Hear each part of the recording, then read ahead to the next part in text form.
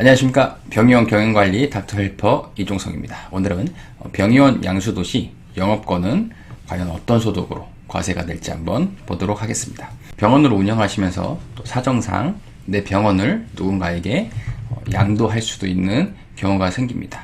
반대로 누군가의 병원을 양수할 수 있는 또 기회가 생길 수가 있습니다. 그래서 한번 그 부분을 한번 짚고 넘어가도록 하겠습니다. 우선 영업권이 어떤 것인지 한번 보도록 하겠습니다. 영업권은 우리가 흔히 말하는 권리금이라고 생각하시면 될 것 같습니다. 권리금. 분명히 아셔야 될 것은 유형자산과 구분되는 것입니다. 대부분 원장님들이 영업권이라고 한다고 하면 의료기기나 인테리어, 집기, 비품 이런 비용들에 대한 대가를 받는 것이 영업권이라고 생각하실 수가 있는데, 의료기기나 인테리어나 집기 부품은 유형자산입니다. 유형자산. 영업권은 아닙니다.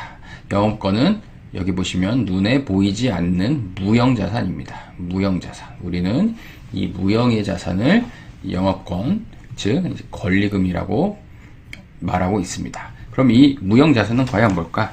여기 보시면 영업권 형성 요소가 있죠.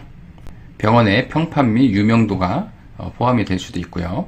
입지 및 접근성이 좋은 병원이다. 그러면 영업권의 가격을 좀 높이는데 기여를 할 수 있는 부분이 있습니다. 또한 환자 충성도 및 재방문율이 높다. 이런 부분도 영업권의 가치를 높이는데 한몫하는 것이죠. 또한 매출이 안정적이고 예측이 가능하다. 그러니까 매출이 기복이 있는 것이 아니라 어느 정도 꾸준하게 안정적인 매출을 하는 병원이다. 그런 병원일수록 영업권을 조금 더 높게 받으실 수가 있는 요인이 되겠습니다. 또한 요즘은 온라인 리뷰 이런 것도 상당히 또 중요한 부분을 차지합니다. 대부분 소비자들이 병원을 선택할 때 요즘은 기본적으로 입소문을 통해서 소개를 받고 오는 경우도 있지만, 특히 젊은 층일수록 온라인 리뷰를 통해서 병원을 선택하는 경우가 상당히 많습니다. 그래서 온라인 리뷰가 잘 관리가 되어 있는지, 또 브랜드 신뢰도가 잘 형성이 되어 있는지, 이런 부분도 영업권을 형성하는 요소 중에 또 요인이 될 수가 있습니다. 경제적 의미를 한번 볼게요.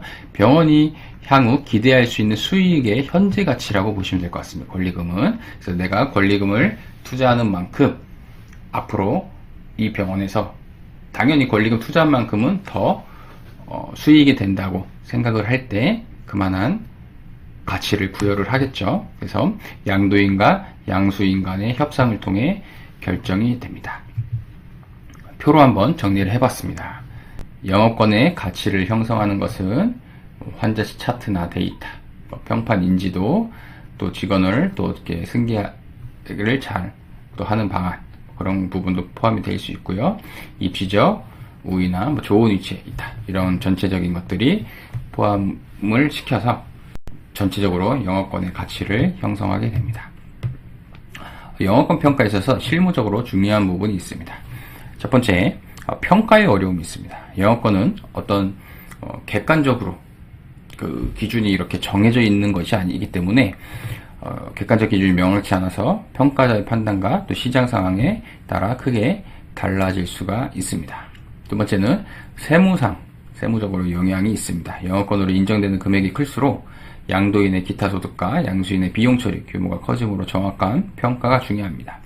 세무상 영향이 있다는 것은 양도인과 양수인 모두 세무적으로 이익이 낼 수 있는 부분이 충분히 메리트가 있는 것이 바로 영업권 권리금입니다. 그리고 분쟁 예방에 대한 이슈가 있습니다. 영업권을 또 과도하게 높거나 또 너무 낮게 평가를 하게 되면 세무조사 대상이 될 수가 있습니다. 그래서 합리적이고 입증 가능한 평가 근거를 제시하는 것이 필수적 요소가 되겠습니다. 먼저 양도인의 소득 분류 및 세율부터 한번 보도록 하겠습니다. 양도인은 쉽게 말해서 파는 원장님을 양도인이라고 합니다. 병원을 파는 사람을 양도인이라고 합니다. 오늘 제목을 선정했듯이 권리금은 어떤 소득으로 분류가 될까? 영업권 대금은 사업소득이나 양도소득이 아닙니다. 사업소득이나 양도소득이 아닙니다. 바로 그 기타소득으로 과세가 됩니다. 기타소득입니다. 이게 매우 중요합니다. 기타소득으로. 중요한 거는 기타소득으로 돼 있을 때 필요경비를 인정을 받으실 수가 있습니다. 영업권은 100% 중 필요경비가 60%가 자동으로 인정이 됩니다. 자동으로 60%가 바로 필요경비로 인정이 됩니다. 그래서 과세 대상 소득은 40%다. 쉽게 말하면 영업권을 권리금을 10억에 팔았습니다. 너무 높네요. 1억이라고 하겠습니다. 1억의 권리금을 팔았다. 그러면 60%, 6천만 원은 바로 비용으로 인정이 됩니다. 그래서 파는 사람은 4천만 원에 대한 소득만 과세 대상이 됩니다. 매우 메리트가 있죠. 그래서 영업권을 잘 활용을 하면 절세에도 큰 혜택이 있다. 이렇게 보시면 될 것 같습니다. 세율은 또 어떠냐? 세율도 높지가 않습니다. 40%, 그 40%에 대해서 세율이 22%입니다. 이렇게 본다면 100%에서 40%에 22%는 전체 금액의 8.8%의 세율이 되겠습니다. 매우 낮죠? 요즘 8.8%의 세율은 정말 낮은 세율입니다. 그렇기 때문에 이 영업권을 잘 활용을 하시면 원장님들에게 큰 절세의 또 포인트가 될 수 있다. 물론 여기 보시면 연 750만 원이 넘어가면 초과한 부분에 대해서는 종합소득으로 합산과세를 신고를 하셔야 됩니다. 합산과세가 되면 물론 세율이 높아질 수는 있습니다. 그럼에도 필요경비가 60%를 해주기 때문에 원장님 입장에서는 큰 메리트가 있다. 이렇게 보시면 될 것 같습니다.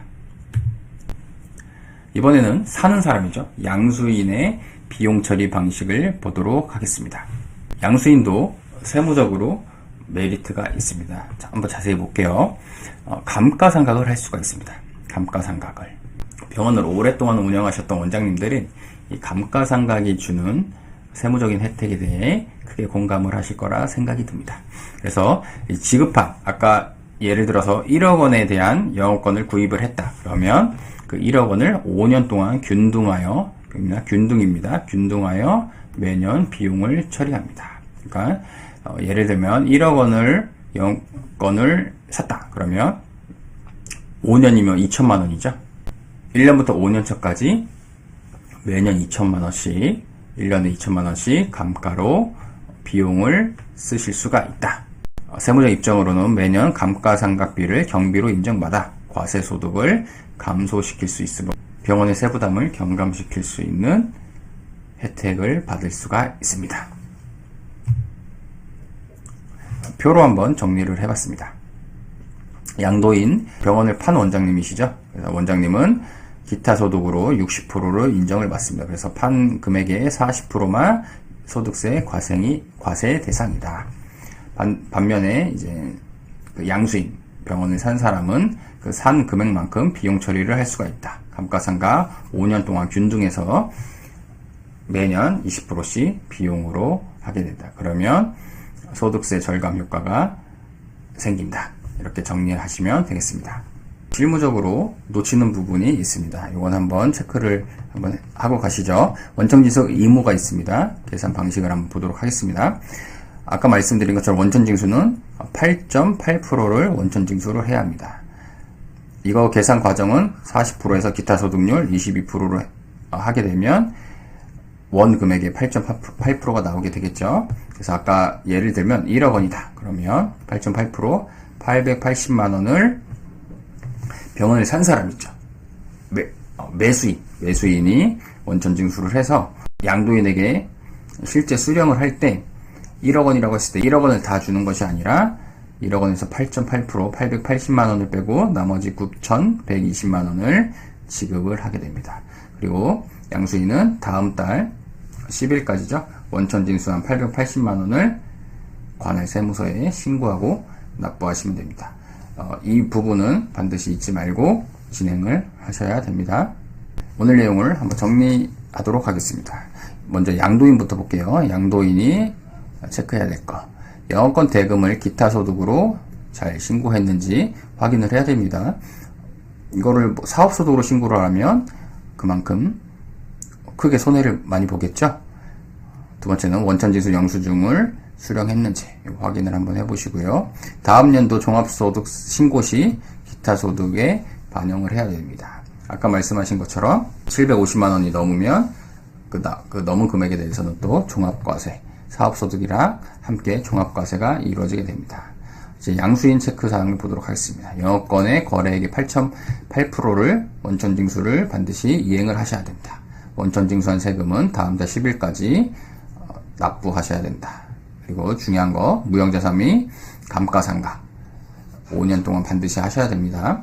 컨설팅을 하다 보면 이 무형자산에 대한 감가상각이 빠져있는 병원이 간혹 있습니다. 빠지게 되면 그만큼 마이너스가 되겠죠. 만약에 권리금을 지불한 원장님이 계시다고 하면 감가상각 명세서에 이 무형자산 권리금이 있는지 한번 꼭 확인을 해보셔야 됩니다.